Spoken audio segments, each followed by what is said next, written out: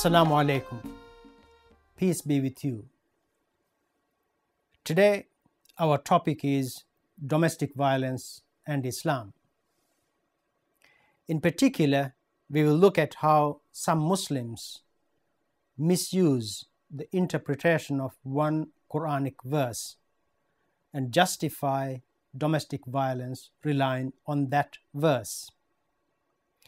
We will also look at a related issue referred to in the same verse, that is, the issue of authority of men over women. The verse I'm referring to is chapter 4, verse 34 of the Qur'an, and it reads, I'm using Yusuf Ali's translation.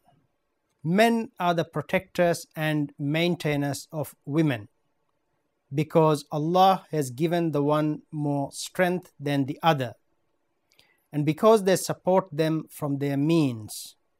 Therefore, the righteous women are devoutly obedient and guard in the husband's absence what Allah would have them guard. As to those women on whose part you fear disloyalty and ill conduct, admonish them first, next refuse to share their beds, and last beat them lightly. But if they return to obedience, seek not against them means of annoyance, for Allah is most high, great, above you all.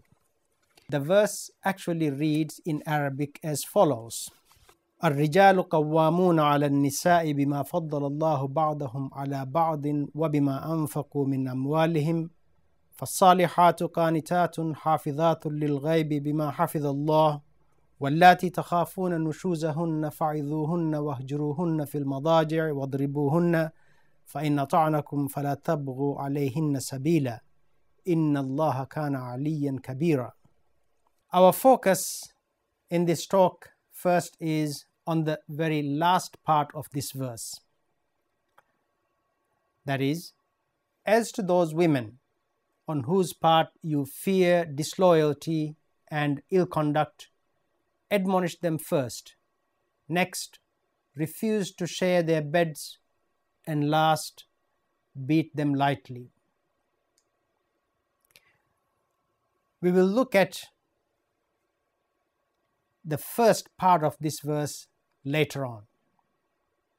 The first part meaning men are the protectors and maintainers of women. We'll look at that at the end of this talk. Let us look at the issue of domestic violence and Islam. For many, Islam has been portrayed as a religion that follows or even encourages domestic violence. It is seen to promote the superiority of men over women, treating women as second-class citizens. Those who link Islam and domestic violence usually refer to chapter 4, verse 34 of the Qur'an, a passage that has often been interpreted as permitting a husband to beat his wife. However, there is a range of views among Muslims as to how this verse should be read and understood. For this reason, I will devote a substantial part of this talk to looking at different ways of reading the passage. So, what is domestic violence? It is broadly defined to include physical, sexual, or emotional abuse, threats of violence, and economic deprivation. However, because the discussions surrounding this Quranic verse usually focus specifically on the permissibility of a man hitting or beating his wife, I will be talking particularly on the issue of physical violence. But this should by no means suggest that Islam permits such other types of violence or abuse towards women. Unfortunately, domestic violence is a problem in many parts of the world, in many societies and communities.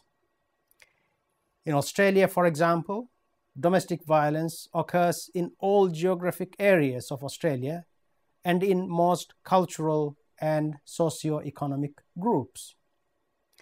Domestic violence rates are particularly high in remote parts of Australia and in regional areas compared to cities. The seriousness of domestic violence is evident in the impact it has on women, families, and on the broader community. Besides the physical trauma, victims of domestic violence suffer anxiety and depression, the physical symptoms of stress, social isolation, sleep problems, loss of self-esteem, and reduced coping and problem-solving skills. They are also more prone to drug and alcohol abuse and suicide.